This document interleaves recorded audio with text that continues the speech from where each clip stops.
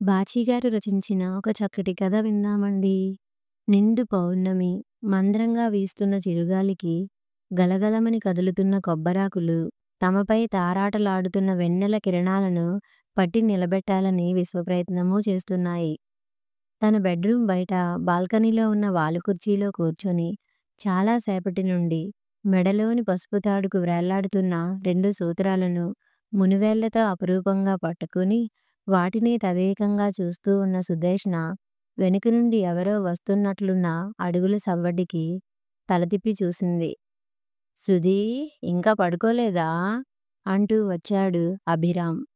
అతడిని చూడగానే లేదన్నట్లు తల అడ్డంగా ఊపుతూ చిరునవ్వు నవ్వింది. ఇప్పటి వరకు నిద్రపోకుండా ఈ చల్లగాలిలో కూర్చుని ఏం చేస్తున్నావు? రేపే కదా ప్రయాణం. రేపు ఉదయం లేచి తయారై 2 గంటల ముందే ఎయిర్‌పోర్ట్‌కి చేరుకోవాలి. ఇంత రాత్రి వరకు మెలకువతో ఉంటే పొద్దున్నే లేవడం ఆలస్యమైపోదూ? లే లే అన్నాడు ఆమె భుజంపై తడుతూ. తలెత్తి అతని కళ్ళల్లోకి కాసేపు అలాగే చూసింది. అతని కళ్ళు నిష్కల్మషంగా నవ్వుతున్నాయి. తన హృదయం పడుతున్న మథనం, తనలో పొంగి పొంగి వస్తున్న దుఃఖం అతనికెందుకు తెలియడం లేదు? ఆయనకెంతో చెప్పాలని ఉంది. ఏవేవో అడగాలని ఉంది. కానీ ఆ కళ్ళల్లో కనిపించే పవిత్రతను, అతని ముఖంలోని అంతులేని ప్రశాంతతను చూస్తుంటే పెదవి కదపలేకపోతుంది తను. రెప్ప వాల్చకుండా తననే చూస్తున్న సుధేష్ణని చూసి చిన్నగా నవ్వాడతను.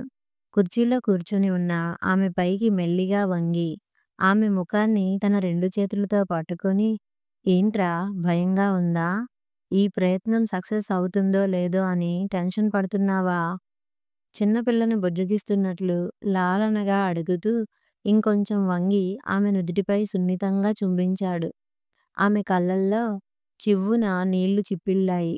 ఆ స్పర్శ చిన్నప్పుడు తన తండ్రి తనను ఎత్తుకొని నుదురుపై ముద్దాడినట్లుంది. ఏయ్, ఏమిటిది? ఎందుకా కన్నీళ్ళు? ఆమె చెంపలపైకి జారుతున్న కన్నీళ్లను తుడుస్తూ చెప్పాడు. పూణేలోని galaxy care chief doctor Malhotra and అతని టీం ఈ ఆపరేషన్ చేయడంలో సిద్ధహస్తులు. ఇప్పటి వరకు అబ్సెన్స్ ఆఫ్ యూట్రస్ కేసెస్ చాలా అటెండ్ చేసి, తన ఆపరేషన్స్ ద్వారా ఎందరికో స్త్రీత్వాన్ని, మాతృత్వాన్ని ప్రసాదించాడు. వైష్ణవి పంపిన నీ రిపోర్ట్స్ చూసి, అవన్నీ పరీక్షించాకే నీకు యుటరస్ ట్రాన్స్‌ప్లాంటేషన్ చేయడానికి ఆయన ఒప్పుకున్నాడు.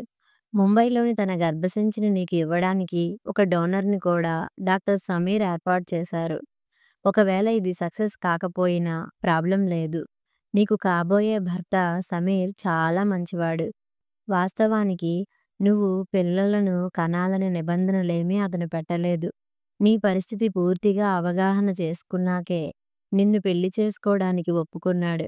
కాకపోతే ఇదంతా కేవలం నీ సంతృప్తి కోసమే. నువ్వు కోరుకున్నదే నువ్వు బీడు నేలగా మిగిలిపోకూడదు.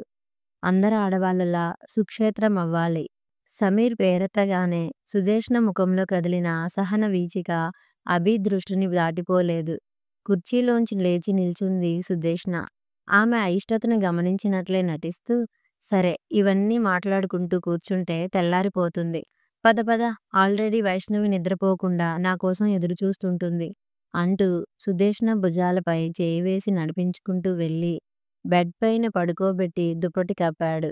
గది బయటకు వెళ్ళి తలుపు దగ్గరగా వేస్తూ ఏదో గుర్తొచ్చినట్లు, ఓయ్ నా రెండో పెళ్ళామా, వెళ్ళేటప్పుడు నేను కట్టిన నా తాళి నాకిచ్చి వెళ్ళు. మళ్ళీ సమీర్‌కి ప్రాబ్లమ్ అవుతుంది నవ్వాడు. అతను అన్న తీరుకు సుధేష్ణ కూడా ఫక్కున నవ్వేసింది. హమ్మయ్య, నవ్వింది నా రాక్షసి అంటూ తలుపు వేసేసి తన పడక గదిలోకి వెళ్ళిపోయాడు. గదిలో వైష్ణవి ఓ పక్కకి ఒత్తిగిలి నిద్రపోతుంది. తను పడక మీదకు చేరుకొని లైట్ ఆర్పి బెడ్ లాంప్ వేయబోయి ఆ ప్రయత్నాన్ని విరమించుకున్నాడు. కిటికీలోంచి తెల్లని వెన్నెల కిరణాలు సూటిగా వచ్చి వైష్ణవి చెక్కిలిపై పరుచుకున్నాయి. ఆ చీకట్లో మనోహరంగా కనిపిస్తున్న వైష్ణవి ముఖాన్నే చూస్తూ ఉండిపోయాడు అభిరామ్. సుధేష్ణను మొదటిసారి చూసింది కూడా సరిగ్గా ఇలాంటి పాల వెన్నెలలోనే. ఇప్పటికీ సరిగ్గా 2 మాసాల క్రితం రామాపురంలోని సీతమ్మ గుట్టలో 10 రోజుల హెల్త్ క్యాంప్‌కి మిగతా డాక్టర్లతో కలిసి వెళ్ళాడు తను. పగలంతా పేషెంట్స్, ట్రీట్మెంట్స్, సాయంత్రం గ్రామంలో అందరినీ పలకరిస్తూ పర్యటన. మధ్య మధ్యలో వైష్ణవితో, పిల్లలతో ఫోన్‌లో కబుర్లు సరదాగా గడిచిపోయింది. ప్రతి సంవత్సరం ఇలా డాక్టర్స్ అసోసియేషన్ నుండి కొందరు డాక్టర్లతో కలిసి ఇలాగే కొన్ని పల్లెటూర్లను ఎంపిక చేసుకొని, ఉచిత వైద్యాన్ని అందించడానికి క్యాంపులు పెట్టుకొని వెళ్తుంటాడు అభిరామ్. అదేమిటో గతంలో తను వెళ్లి సేవ చేసిన గ్రామాలకు, ఈ గ్రామానికి ఏదో ప్రత్యేకమైన తేడా ఉందనిపించింది. భగవంతుడు ఎందుకో ప్రకృతి సోయగాలతో అతి ప్రత్యేకంగా తీర్చిదిద్ది ఈ గ్రామాన్ని ఇక్కడి ప్రజలకిచ్చాడా అనిపించేలా అందంగా ఉంది ఈ ఊరు. ఆ రోజు పౌర్ణమి. ఎవరో చెప్పారు. ఊరికి తూర్పు దిక్కున ఉన్న కొండల సమూహంలోంచి నురగల తరగలతో పరుగులు పెడుతూ ప్రవహించే ఓ కొండ వాగుందని, దాన్ని చూడాలంటే వెన్నెల రోజునే చూడాలని, భోజనాలు ముగిశాక స్నేహితులతో కలిసి ఆ కొండవాగును చూద్దామని వెళ్ళాడు అభిరామ్. అక్కడ కనిపించింది. వాగు ఒడ్డున ఉన్న ఇసుక తిన్నెల్లో చంద్రుడు చెక్కిన వెన్నెల శిల్పంలా కూర్చొని కృష్ణుని రాకకై వేచి ఉన్న రాధికలా ఒంటరిగా. తను తెల్లని చీరలో ఆమెను చూడగానే వెన్నెలే ఆమె పైనుండి ప్రవహించిపోతుందా అన్నట్లుగా అద్భుతంగా ఉంది. ఆమె వాళ్ళ అలికిడి విని నెమ్మదిగా లేచి వెళ్ళబోయింది. అయ్యయ్యో! కూర్చోండి. మీ ఏకాంతాన్ని భంగం చేసినట్లున్నాము. మేమే వెళ్ళిపోతాం అన్నాడు అభిరామ్. ఆమె ఓ మారు అతనికేసి చూసి నిశ్శబ్దంగా అక్కడి నుండి వెళ్ళిపోయింది. అంత చీకటిలోనూ ఆమె చూపులోని నైరాస్యాన్ని, ఆమె నడకలోని నిర్లిప్తతను గమనించాడు అభిరామ్. ఆ మర్నాడు సాయంత్రం సుదేష్ణ నిలయం నుండి అభిరామ్‌కి పిలుపొచ్చింది. విస్తుపోయాడు తను. తనకి ఇక్కడ ఎవరూ తెలియదు. తననెందుకు పిలిపించినట్లు? ఫ్రెండ్స్‌తో చెప్పి ఆ ఇంటికి బయలుదేరాడు. అదో డూప్లెక్స్ బంగళా. 30 గడపలున్న ఆ ఊరంతటిలో అదే పెద్ద బంగళా. పాతకాలపు అభిరుచితో చూడటానికి చాలా బాగుంది. గోడ మీద 'సుదేష్ణ నిలయం' అంటూ పెద్ద అక్షరాలతో చెక్కి ఉంది. గుమ్మంలో అడుగు పెట్టగానే పాలేరు ఎదురొచ్చి వినయంగా లోపలికి తీసుకెళ్ళాడు. అక్కడ హాల్‌లో ఓ పెద్దావిడ కూర్చుని ఉంది. వయసు 70, 80కి మధ్య ఉండొచ్చు. రండి బాబూ అంటూ పిలిచింది. తేనీటి సేవనం పూర్తయ్యాక విషయంలోకి వస్తూ, బాబూ మీ భార్య కూడా ప్రత్యేకంగా ఆడవాళ్ళను చూసే డాక్టరని తెలిసింది. అమ్మాయి ఇక్కడకు రాలేదా? అడిగింది అభిరామ్‌ను చూస్తూ. అందుకు అభిరామ్ నవ్వుతూ, అవునండి. నా భార్య వైష్ణవి గైనకాలజిస్ట్. ముంబైలో జాతీయ స్థాయి డాక్టర్ల సమావేశం ఒకటి ఉంటే అక్కడికి వెళ్ళింది. అందువలన తను ఇక్కడికి రాలేదు. ఏం ఇంట్లో ఎవరికైనా ఏదైనా సమస్య ఉందా? అడిగాడు. అవును బాబూ. నా మనవరాలు సుదేష్ణ. చాలా రోజులుగా అది మనిషి మనిషిలా లేదు. అందరి ఆడపిల్లల్లా కాకుండా భగవంతుడు దాని తలరాత మార్చి రాశాడు. దాని దౌర్భాగ్యాన్ని చూడలేక కన్న తల్లిదండ్రులిద్దరూ దిగులుతో కన్నుమూశారు. ఆవిడ గొంతు జీరబోయింది. కళ్ళల్లో నీళ్లు తిరుగుతుండగా మళ్ళీ చెప్పింది. వాళ్ళు పోయి 5 సంవత్సరాలు దాటింది. అప్పటి నుండి అది మన లోకంలో లేదు. ఎప్పుడూ ఏదో ఆలోచిస్తూ ఒంటరిగా ఉంటుంది. ఎవరి మాట వినదు. ఎవరితో మనసు విప్పి మాట్లాడదు. ఎందరో డాక్టర్ల దగ్గర చూపించాము. పరిస్థితిలో మార్పు లేదు. దాని తండ్రి దానికి రాసిచ్చిపోయిన పొలాలు, తోటలు ఎన్ని ఉంటే ఏం? ఎంతెంత ఆస్తిపాస్తులు ఉంటే ఏం? ఎంత పెద్ద చదువు చదివితేనేం? దాని మనసులో ఉన్న ఆ దిగులును తీసివేయలేనప్పుడు మధ్యలో కొంచెం ఊపిరి పీల్చుకొని చెప్పింది. ఈ మధ్య 1, 2 సార్లు ఆత్మహత్యకు పాల్పడింది. సమయానికి చూశాం కాబట్టి బతికించుకున్నాం. ఇంకా ఎక్కువ కాలం దాన్ని కాపాడుకోలేమోనని భయంగా ఉంది. ఉన్న నేనొక్కదాన్ని హరీమంటే దాన్ని చూసే దిక్కు లేరు. భోరున ఏడ్చింది. అభిరామ్ కంగారు పడ్డాడు. అమ్మా ప్లీజ్ మీరు బాధపడకండి. అన్నీ సర్దుకుంటాయి. ఇంతకూ తనకున్న సమస్య ఏమిటో మీరు స్పష్టంగా చెప్పలేదు అన్నాడు.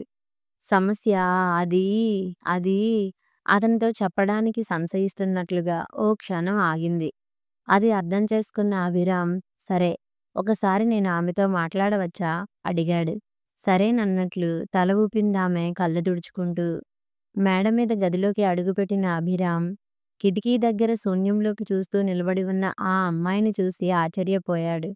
నిన్న రాత్రి వెన్నెల్లో కనబడిన అమ్మాయి తను. వయసు 22, 23 ఉండొచ్చు. పెద్ద బొట్టు, ముచ్చటైన ముఖవర్చస్సు, పొడుగు జడ, నీలిరంగు కాటన్ చీరలో వయసుకు మించి హుందాగా కనబడుతోంది.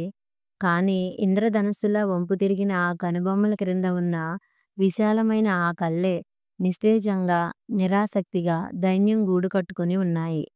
ఆమె తనని చూడగానే హాయ్ సుదేష్ణ గారు బాగున్నారా? నవ్వుతూ పలకరించాడు అభిరామ్ తనదైన శైలిలో. నిన్న రాత్రి కొండవాగు దగ్గర మిమ్మల్ని డిస్టర్బ్ చేసినందుకు మా మీద కోపమేమీ రాలేదు కదా? క్యాజువల్‌గా అడిగినట్లు అడిగాడు. తను మౌనంగా తల వంచుకొని నిలబడింది. ఓకే. మీకు కొంచెం సుస్థిగా ఉందని మీ బామ్మగారు చెప్పారు. ఒకసారి ఇలా వచ్చి కూర్చుంటే చెక్ చేసి వెళతాను అన్నాడు. అక్కడున్న సోఫాలో కూర్చుంటూ ఏమనుకుందో అక్కడి నుండి కదలి వచ్చి అతని ఎదురుగా ఉన్న కుర్చీలో కూర్చుంది సుదేష్ణ. ఆమె చేతిని తీసుకుని నాడి చెక్ చేస్తూ ఏమిటి ప్రాబ్లం? జ్వరమా? అని అడిగాడు. కాదు. యాబ్సెన్స్ ఆఫ్ యూటరస్ గర్భసంచి లేకుండానే పుట్టాను. ఆకారానికే తప్ప వివాహానికి, మాతృత్వానికి పనికిరాను చెప్పింది నేలను చూస్తూ. ఉలిక్కిపడ్డాడు అభిరామ్. కొంచెం సేపు ఆ గదిలో నిశ్శబ్దం. కొన్ని క్షణాల పాటు అతడి మెదడు పనిచేయడం మానేసింది. క్రింద మా బామ్మ మీతో చెప్పిందంతా విన్నాను. ఆమె చెప్పలేకపోయిన ఆ స్పష్టమైన విషయం ఇదే. ఐ యామ్ బ్యారిన్, అన్‌ప్రొడక్టివ్ మళ్ళీ చెప్పింది. గొంతులో చిన్నపాటి వణుకు, తొణుకు లేకుండా నిబ్బరంగా చెబుతున్న సుదేష్ణ వైపు అలా చూస్తూ ఉండిపోయాడు. ఇంత అందమైన అమ్మాయికి ఇంత భయంకరమైన సమస్య? సుదేష్ణ నెమ్మదిగా లేచి వెళ్ళి బీరువాలోని తన మెడికల్ రిపోర్ట్స్ తీసుకొచ్చి అభిరామ్ చేతిలో పెట్టింది. ఎంఆర్‌కేహెచ్ సిండ్రోమ్ స్త్రీలలో పునరుత్పత్తి వ్యవస్థను ప్రభావితం చేసే ఒక రుగ్మత. ఇది గర్భాశయం అభివృద్ధి చెందని లేదా హాజరు కాని పరిస్థితిని సూచిస్తుంది. వయసుతో పాటు పెరగవలసిన శరీరంలోని అన్ని భాగాలు నార్మల్‌గానే అభివృద్ధి చెందినా, లైంగిక వాంఛలు తక్కువ లేదా పూర్తిగా ఉండకపోవచ్చు. ఋతుస్రావం, గర్భధారణ అనేవి జరగవు. స్త్రీ అంటేనే అమ్మ. ఆ అమ్మతనమే తనలో లేదనే చేదు నిజం స్త్రీ మనసు మీద విపరీతమైన దుష్ప్రభావాన్ని చూపిస్తుంది. తను ఒక మగాడికి భార్య కాలేనని, సమాజంలో ఒక తల్లిని కాలేనని తెలిసినప్పుడు స్త్రీలు పొందే ఆత్మన్యూన్యత వారిని పిచ్చివారిగా మార్చడమో, తీవ్రమైన డిప్రెషన్‌కి గురిచేసి ఆత్మహత్యకు ప్రేరేపించడమో జరుగుతుంది. వివాహమై గొడ్రాలుగా పిలిపించుకోవడం వివాహితుల సమస్య అయితే, అసలు వివాహానికే పనికిరాకపోవడం అనేది ఈ తరహా అవివాహితలు అనుభవించే సమస్య. ప్రస్తుతం సుదేష్ణ కూడా అదే స్థితిలో ఉందని అభిరామ్‌కు అర్థమైంది. కానీ ఆమెను కన్విన్స్ చేయడానికి అతని దగ్గర మాటలు లేవు. కానీ ఆమెకి ఏదో ఒకటి చెప్పాలి. అప్పటి వరకు ఎవరికీ రెస్పాండ్ కాని వ్యక్తి తనకు పాజిటివ్‌గా రెస్పాండ్ అవ్వడం ఓ రకంగా తన కౌన్సెలింగ్ ప్రారంభించడానికి ఓ అవకాశం ఇచ్చినట్లే అయింది. రిపోర్టులు పక్కకు పెట్టి అడిగాడు. మీకు ఈ పరిస్థితి గురించి ఇంత వివరంగా తెలిసినప్పుడు, ఇదే జీవితమని అర్థమైపోయినప్పుడు ఇంకా బాధపడడం ఎందుకు? మీ చేతుల్లో లేని దాని కోసం మీరేం చేయగలరు? అయినా వైద్యరంగం ఇప్పుడు బాగా అభివృద్ధి చెందింది. ఈరోజు అసాధ్యమైనది ఇంకొన్ని సంవత్సరాలకైనా సుసాధ్యం అవ్వచ్చు. ప్రస్తుతం మీ రిపోర్టు సూచిస్తున్న ఈ రుగ్మత ప్రాణాంతక వ్యాధి కాదు కదా! జీవితపు చివరి క్షణాల్లో ఉన్న వారు కూడా వాళ్లకు మిగిలి ఉన్న ఆ కొద్ది రోజులను చేజార్చుకోకూడదని తపన పడుతున్న ఈ రోజుల్లో మీరెందుకు డిప్రెషన్‌కి లోనవుతున్నారు? చెబుతున్నది ఓ క్షణం ఆపి ఆమె వంక చూశాడు. ఆమె తన మాటలు వింటుందని నమ్మకం కలిగాక మళ్ళీ కొనసాగించాడు. జీవితం మనకు భగవంతుడిచ్చిన వరం. మీ సమయాన్ని, ఆలోచనలను ఈ సమస్య నుండి మళ్లించండి. వేరే సామాజిక సేవలపై మీ దృష్టిని నిలపండి. అప్పుడు మీ ఒంటరితనాన్ని మీరు పూర్తిగా మరిచిపోగలరు. మీ జీవితానికి మీరే సార్థకతను చేకూర్చుకోగలరు. ఇంకేదో చెప్పబోయాడు. హఠాత్తుగా అతని మాటలకు అడ్డు తగులుతూ ఇప్పుడు నన్నేం చేయమంటారు డాక్టరుగారు? సన్యసించి ప్రజలకు ముక్తిని బోధించాలా? సంఘసేవ చేస్తూ మరో మదర్ తెరిస్సాను కావాలా? నాతోటి ఆడవాళ్ళంతా పెళ్ళిళ్ళు చేసుకుని భర్త, పిల్లలతో హాయిగా కాపురాలు చేసుకుంటుంటే, నేను మాత్రం సమాజ సేవ చేస్తూ, దేశాన్ని ఉద్ధరిస్తూ, ఓ సంఘ సంస్కర్తగా పేరు ప్రఖ్యాతులు సంపాదించుకుని, వీధి వీధిలో నా శిలా విగ్రహాలు పెట్టించుకోవాలా? సూటిగా అడిగింది. అప్పటి వరకు మౌనంగా, నెమ్మదిగా కనిపించిన ఆమె ఒక్కసారిగా తలెత్తి అలా ప్రశ్నిస్తుందని అభిరామ్ ఊహించలేదు. తన తప్పేమిటో అతనికి అర్థమైంది. ఇప్పటి వరకు అందరూ ఇలాంటి మాటలే చెప్పి చెప్పి విసిగెత్తించి ఉంటారు. ఆ మాటలకు తానెంత విరక్తి చెందిందో ఆమె అతడిని ప్రశ్నించిన విధానమే చెబుతోంది. చివరికి తను కూడా అలాగే చెప్పడానికి ప్రయత్నించాడు. తిరిగి సుదేష్నే మాట్లాడింది. నేను ఇలాంటి జీవితాన్ని కోరుకోలేదు డాక్టర్ గారు. నాకు అలా మోడులా బ్రతకాలని లేదు. అందరూ ఆడవాళ్ళలాగే నాకు వివాహం చేసుకోవాలని ఉంది. నేను ఓ గృహిణిలా జీవించాలని ఉంది. పిల్లలకు తల్లిని కావాలని ఉంది. వారి నీడలో నా శేషజీవితం గడిపేయాలని ఉంది. ఈ ఊరికింకా నేనో బీడునని తెలియదు. బయటికి వెళ్ళినప్పుడు ఇంకెప్పుడు తల్లీ అంటూ ప్రశ్నించే ఊరివాళ్ళ పలకరింపులు, ఇంకా పెళ్లి కాలేదా అన్నట్లు మెడలో పసుపు తాడును, కాళ్ళ వ్రేళ్లకు మెట్టెలను వెతికే కొత్తవారి సూదుల్లాంటి చూపులు, తల్లీ తండ్రి లేరు ఇంకెవరు తీసుకుంటారామె బాధ్యత అంటూ పలికే జాలి మాటలు భరించడం నా వల్ల కావడం లేదు. నాది స్వార్థమే అని నాకు తెలుసు. కానీ నేను పుట్టి పెరిగిన ఈ పరిస్థితులలో, నేనుంటున్న ఈ గ్రామం పరిధిలో నా జీవితం గురించి ఇలా ఆలోచించడమే నాకు తెలుసు. స్త్రీగా ఇది నాకున్న హక్కు. నా హక్కును నిర్దాక్షిణ్యంగా కాలరాయడానికి ఆ భగవంతుడికి కూడా అధికారం లేదు. అందుకే నేను కోరుకున్న జీవితం నాకు లభించనప్పుడు నాకు దొరికిన ఈ నచ్చని జీవితం నాకొద్దు స్థిరంగా చెప్పింది. ఆమె మాటల్లో వాస్తవం ఉంది. కానీ పరిష్కారం మరణాన్నే ఆశ్రయించడం అతనికి నచ్చలేదు. వివాహం పెద్ద సమస్యే కాదు సుదేష్ణ గారు. మీ పరిస్థితి తెలిసి మిమ్మల్ని అర్థం చేసుకున్న వారెవరైనా తప్పక వస్తారు. మిమ్మల్ని పెళ్లాడతారు. కాకపోతే సమయం కోసం నిరీక్షించాలి. అంతేకాని అర్థాంతరంగా జీవితాన్ని ముగించుకోకూడదు. అది పిరికివాళ్ళ చర్య. ఆమె కళ్ళల్లోంచి నీళ్లు జలజలా రాలాయి. ఎవరొస్తారు? ఎప్పుడొస్తారు? నా గురించి ఎప్పటికి అర్థం చేసుకుంటారు? అలా ఎంతకాలం ఎదురు చూడాలి? సిగ్గు విడిచి కనిపించిన ప్రతి మగాడి ముందు చేయి చాచి నాకు జీవితాన్నిమ్మని ఎలా అడుక్కోవాలి? అయినా ఫలించని గొడ్డుమోతు చెట్టును ఇంటి వాకిట్లోనే ఉంచుకోలేము. అలాంటిది తన వంశాభివృద్ధి చేయలేని, అసలు తనకు శారీరక సుఖాన్ని ఇవ్వలేని ఆడదాన్ని ఏ మగాడు కోరి చేసుకుంటాడండి? ముఖాన్ని రెండు అరచేతుల్లో దాచుకుని వెక్కి వెక్కి ఏడవసాగింది. అభిరామ్ హృదయం కదిలిపోయింది. ఆమెను చూస్తూ అనునయంగా అన్నాడు. పెళ్ళంటే ఆ రెండు మాత్రమే అనుకోవడం తప్పు. మనసుని ఇష్టపడి చేసుకునే మగాళ్ళున్నారు ఈ ప్రపంచంలో. చివ్వున తల ఎత్తింది. ఆమె కళ్ళల్లో ఒక విధమైన ఉక్రోషం. ఎవరున్నారు డాక్టర్ గారు? ఒక్కరిని చూపించండి. పోనీ ఇది చెప్పండి, అతనికి భార్య ఉన్నా పర్వాలేదు. అతని కుటుంబంలో భాగస్వామ్యాన్ని అడగను. అతని ఆస్తిలో చిల్లి గవ్వ నాకక్కర్లేదు. పిల్లలు, సంసారం నాకెలాగూ రాసిపెట్టలేదు కాబట్టి అతడు నాతో కలిసి జీవించాల్సిన అవసరం కూడా లేదు. కేవలం దైవ సాక్షిగా నా మెడలో తాళి కట్టి నేనుంటున్న ఈ సమాజంలో ఒకే ఒక్క రోజున భర్తగా నిలబడే వ్యక్తి కావాలి. తీసుకురాగలరా? ఎవరో ఎందుకు, మీరు చేసుకోగలరా? మీకు ఉపయోగపడని నా శరీరాన్ని కాకుండా నా మనసుని ఇష్టపడి నన్ను పెళ్లి చేసుకుని ఒకరోజు నాకు భర్త కాగలరా? ఆవేశంగా అనేసింది సుదేష్ణ.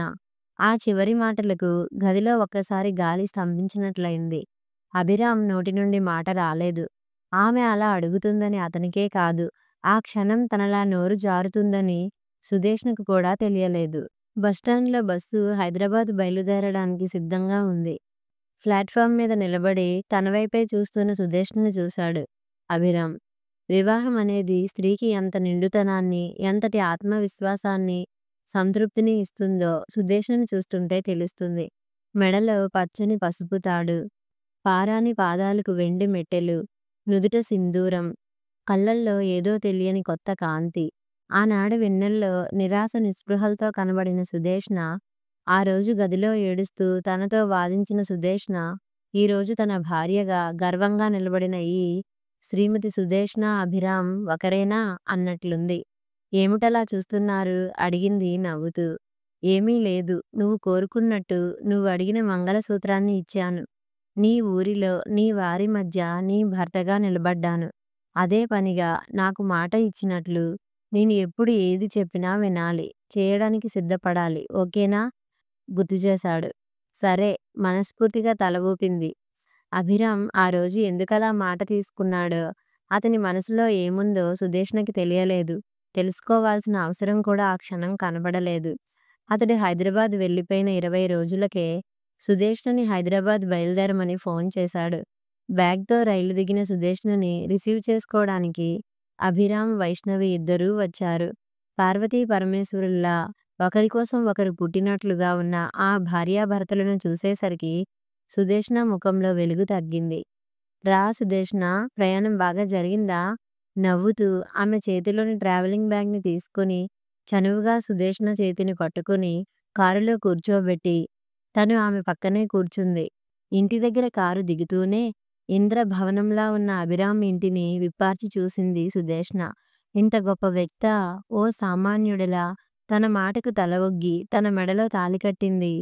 లోపలికి వెళ్ళాక హాల్‌లో ఎదురుగా గోడమీద ఉన్న పెద్ద ఫోటోలో భార్యాభర్తలతో పాటు 5, 6 ఏళ్ల వయసున్న ఇద్దరు పిల్లలు ఉన్నారు. వాళ్ళు మా పిల్లలు. ఊటీలో వాళ్ళ అమ్మమ్మ దగ్గర ఉండి చదువుకుంటున్నారు చెప్పింది వైష్ణవి. ఓ గదిని చూపిస్తూ, ఈ రాత్రికి తిని రెస్ట్ తీసుకో. రేపుదయం మనం హాస్పిటల్‌కి వెళ్ళాల్సి ఉంటుంది. నీకేం కావాలో అన్నీ అదిగో ఆ యాదమ్మ చూసుకుంటుంది చెప్పింది. సుదేష్ణకి ఏమీ అర్థం కాలేదు. తనని ఎందుకు రమ్మన్నాడు? ఏం చేయబోతున్నాడు? అంతా అగమ్య గోచరంగా ఉంది. దానికన్నా ముందు గుండెని నలిపేసే ప్రశ్న, అతని భార్యకి తన గురించి ఏమని చెప్పాడు? ఉదయం బ్రేక్‌ఫాస్ట్ కోసం డైనింగ్ టేబుల్ దగ్గరికి వెళ్ళేసరికి వైష్ణవి అభిరామ్‌కి ఇడ్లీ ముక్కలు, చట్నీ అద్ది తినబెడుతోంది. వాళ్ళిద్దరినీ అలా చూడగానే సిగ్గుపడి సుదేష్ణ వెనక్కి వెళ్ళబోయింది. వెంటనే అభిరామ్, ఏయ్ సుధీ డార్లింగ్, ఇది మాకు మామూలే వచ్చేయ్ కేకేశాడు. తను ఇబ్బందిగా వెళ్ళి కూర్చుంది. ఆ రోజు ఆవేశంలో అభిరామ్‌ని ఛాలెంజ్ చేసినట్లు మాట్లాడిందే కానీ, అతడికి ఓ కుటుంబం ఉంటుందని తనెందుకు ఊహించలేదు? తనెంత తప్పు చేసిందో ఇప్పుడు తెలిసింది. అతనితో ఎంత పెద్ద నేరం చేయించిందో అర్థమైంది. సుదేష్ణ, నీ రిపోర్ట్స్ చూశాను. ఈ స్థితిలో ఒక స్త్రీ కేవలం సహాయక పునరుత్పత్తి ద్వారా మాత్రమే పిల్లలను పొందగలదు. యుటెరస్ ట్రాన్స్‌ప్లాంటేషన్ గర్భసంచి మార్పిడి వైద్య విధానంలోనే ఒక కొత్త ప్రయోగం. ఇటీవలే దానిని ఒక 21 ఏళ్ల యువతికి పూణేలోని గెలాక్సీ కేర్ ఆసుపత్రి వైద్యులు విజయవంతంగా పూర్తి చేశారు. గర్భసంచిని స్వీకరించిన మహిళ గర్భం దాల్చాలంటే ఏడాది పాటు వేచి ఉండాలి. అప్పట్లోగా ఆమె శరీరం నూతన గర్భాశయానికి అలవాటు పడుతుంది. కోరుకున్న సంఖ్యలో పిల్లలు పుట్టిన తర్వాత గ్రహీతల శరీరం నుంచి గర్భాశయాన్ని తొలగిస్తారు. గర్భసంచి లేకుండా సంబంధిత వ్యాధులతో బాధపడుతున్న మహిళలు ప్రపంచవ్యాప్తంగా దాదాపు 15 లక్షల మంది ఉన్నట్లు ఓ అంచనా. వాళ్ళందరికీ ఈ గర్భసంచి మార్పిడి ఓ వరం లాంటిది. ఆ తరహా ఆపరేషన్‌కు తాము సిద్ధమని 21 మంది మహిళలు పూణే ఆసుపత్రిలో రిజిస్టర్ చేయించుకోవటం గొప్ప విషయం. ఈ గర్భసంచి మార్పిడికి నీ హెల్త్ కండిషన్ సపోర్ట్ చేస్తుంది. నీ విషయం పూణే డాక్టర్లతో మాట్లాడాము. ఈరోజు కొన్ని టెస్టులు చేసి పూణేకి పంపించాలి. ఆ తర్వాత కొన్ని రోజులు నిన్ను అబ్జర్వేషన్‌లో ఉంచాలి. కాబట్టి మీ బామ్మగారికి ఫోన్ చేసి ఓ నెల రోజుల వరకు రానని చెప్పేసి రెడీ అయిపో. హాస్పిటల్‌కి వెళ్దాం చెప్పింది వైష్ణవి. అయోమయంగా అభి వంక చూసింది సుదేష్ణ. ఓ చిన్న చిరునవ్వు నవ్వి లేచి తన గదిలోకి వెళ్ళిపోయారు. టెస్టులు ముగిశాయి. పూణేకి పంపించడం జరిగింది. సమీర్ అనే డాక్టర్ తన కోసం ప్రత్యేకంగా వచ్చాడు. ఎందుకో అతను కేవలం ట్రీట్మెంట్ కోసం రాలేదని వాళ్ళ మాటల్లో అర్థమైంది. తనకు సంబంధం లేకుండానే, తన ఇష్టాయిష్టాలతో ప్రమేయం లేకుండానే, తననేమీ అడగకుండానే ఇక్కడ ఏవేవో జరిగిపోతున్నాయి. ఇదంతా ఎందుకని అభిని ఒంటరిగా కలిసి అడిగే అవకాశం దొరకడం లేదు. అతడితో మాట్లాడటానికి కూడా సంశయంగా ఉంది. వైష్ణవి చూస్తే ఎక్కడ అపార్థం చేసుకుంటుందో అని. ఎలాగోలా ఆ రాత్రి బాల్కనీలో ఒంటరిగా కూర్చొని ఏదో బుక్ చదువుకుంటున్న అభి దగ్గరికి వెళ్ళి అడిగింది. అసలేం జరుగుతోంది? నాకిప్పుడు ఈ ఆపరేషన్ ఎందుకు? నేనడిగానా? అభి నవ్వి చనువుగా ఆమె 2 చేతులూ పట్టుకొని ఎదురుగా కుర్చీలో కూర్చోబెట్టి చెప్పాడు. ఆ రోజు నేనేం చెబితే అది వింటాను. ఏం చేయడానికైనా సిద్ధంగా ఉంటానన్నావు? అవునన్నట్లుగా చూసింది సుదేష్ణ. చొరవగా ఆమె మెడలోని తాళిని తన చేతుల్లోకి తీసుకొని చెప్పాడు. నా భార్య బ్రతికే ఉండగా ఆమెను మోసగించి, చట్టాన్ని వ్యతిరేకించి, నా పరువు ప్రతిష్టలు ఫణంగా పెట్టి, ఈ మంగళసూత్రాన్ని ఆ రోజు నీ మెడలో ఎందుకు కట్టానో తెలుసా? ఆ రోజు నువ్వు వేసిన ప్రశ్నలకు పౌరుషంగా సమాధానమివ్వాలని కాదు. మగవాడికి స్త్రీ శరీరం మాత్రమే కావాలనే నీ అపోహను తొలగించాలని. అంతేకాదు, ఈ హక్కుతో నువ్వు పొందలేకపోయిన నీ జీవితాన్ని, నువ్వు శాశ్వతంగా కోల్పోయిన నీ భవిష్యత్తును నీకు తిరిగి ఇవ్వాలని. ఒక డాక్టరుగా ఈ మంగళసూత్రం అనే మెడిసిన్‌తో నీలో పేరుకుపోయిన డిప్రెషన్‌కి ట్రీట్మెంట్ ఇవ్వాలని, ఒక స్త్రీ మెడలో ఎవరైతే ఈ మంగళసూత్రం కడతాడో అప్పటి నుండి అతడే ఆమెకు భర్త, తండ్రి, సోదరుడు, తనయుడు అన్నీ. కానీ వైష్ణవి భర్తగా నా ధర్మాన్ని వీడి నీకు భర్తని కాలేను. కానీ తండ్రిని కాగలను. నీ తండ్రే బ్రతికి ఉంటే నువ్వు సంపూర్ణ ఆరోగ్యవంతురాలయ్యే ఏ ఒక్క అవకాశాన్ని వదిలిపెట్టేవాడు కాదు. ఈరోజు నీ బాధ్యతను స్వీకరించిన నేను అంతే. ఇప్పుడీ ఆపరేషన్ వలన నీ శరీరం మాతృత్వానికి సిద్ధమవుతుంది. సమీర్‌తో వివాహం నీ జీవితాన్ని పరిపూర్ణం చేస్తుంది. ఆ రోజు నువ్వు అడిగిన అన్ని ప్రశ్నలకు సమాధానం ఇప్పుడు నీ ముందుంది చెప్పాడు. అప్పటి వరకు మౌనంగా వింటున్న సుదేష్ణ చివ్వున తలెత్తింది. సమీర్ డాక్టర్ అందుకోసం వచ్చాడా? అంటే నేను ఇంకో పెళ్లి చేసుకోవాలా? ఇంకో పెళ్లి కాదు సుధీ. సమీర్‌తో జరగబోయేది అసలైన పెళ్లి. మనిద్దరికీ జరిగింది పెళ్లి కాదు. అది ఒక బాధ్యత, ఒక ఒప్పందం. సుదేష్ణ అయిష్టంగా లేవబోయింది. సుధీ, నాకు మాట ఇచ్చావు చెప్పాడు అభిరామ్. సుదేష్ణ మరి మాట్లాడలేదు. అంతే. వారం తిరగకుండానే పూణే డాక్టర్ల నుండి అప్రూవల్ రావడం, ఆపరేషన్‌కి సంబంధించిన బాధ్యత అంతా ముంబైలో ఉన్న సమీర్ తీసుకోవడం, ఆమె ప్రయాణానికి కావలసిన అన్ని ఏర్పాట్లు పూర్తి చేయడం చకచకా జరిగిపోయాయి. తెల్లవారితే ప్రయాణం. అభీ! అభీ! సుదేష్ణ కనిపించడం లేదు. తన గదిలో ఈ ఉత్తరం ఉంది. వైష్ణవి హడావిడిగా నిద్రలేపింది. కంగారుగా నిద్రలేచిన అభిరామ్ కళ్లద్దాలు పెట్టుకొని ఆ ఉత్తరాన్ని తెరిచాడు. డాక్టర్ గారు, పసుపు తాడుకు పవిత్రతని ఇచ్చి, తండ్రిలా బాధ్యతను మోస్తూ నా కోసం మీరు ఇంత చేస్తే, హిందూ స్త్రీగా అదే మంగళసూత్రానికి నేను కట్టుబడి ఉండలేనా? ఒకసారి మెడలో మాంగల్యం పడితే అది తన చివరి వరకు ఉండాలని సాంప్రదాయంలో పుట్టి పెరిగిన స్త్రీని నేను. అలాంటిది ఒంటి మీద దుస్తులు మార్చినట్లు ఒక తాళిని తీసేసి మరో పసుపు తాడును మెడలో కట్టించుకోగలనా? ఒక డాక్టరుగా మీకు నేను పేషెంట్‌ని కావచ్చు. కానీ నాకు బ్రతుకునిచ్చి ఒక గృహిణిగా ఈ సమాజం ముందు నిలబెట్టిన దేవుడు మీరు. ఈ జన్మకు ఇది చాలు. తనకు మాత్రమే సొంతమైన తన భర్త జీవితంలోకి బలవంతంగా ప్రవేశించిన స్త్రీని కూడా అమ్మలా ఆదరించిన ఆ మహాతల్లికి నమస్కారాలు. వృత్తి ధర్మానికి విలువనిచ్చి నాలాంటి అభాగ్యులను ఆదరించే దేవతామూర్తుల కుటుంబం నాది అనే తృప్తితో జీవితాంతం బ్రతికేస్తాను. ఇక సెలవు. భార్యాభర్తల ఇద్దరి మధ్య నిశ్శబ్దం నెలకొంది. చాలాసేపటి తర్వాత అభి ఓ వారం రోజులు సెలవు పెట్టి మనం మన ఊరికి వెళదామా? అదే రామాపురం. మీ రెండో పెళ్ళాం సుదేష్ణ దగ్గరికి. కొంటెగా నవ్వింది వైష్ణవి. విస్తుపోయి చూశాడు అభిరామ్. ఆ తరువాత తనూ నవ్వేశాడు. కథ సమాప్తం.